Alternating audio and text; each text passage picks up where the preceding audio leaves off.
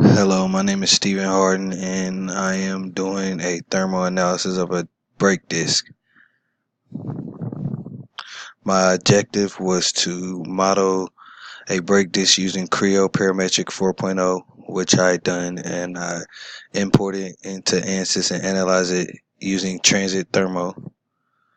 I also want to analyze the heat flux and the temperature gradient. As you can see right here, this is the geometry model that I created in Creo Parametric 4.0, and this is the imported version that I imported into ANSYS Workbench 19.0.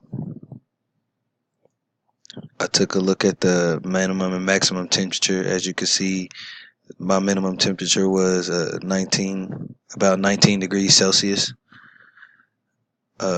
Again, the max is 1,000 degrees Celsius.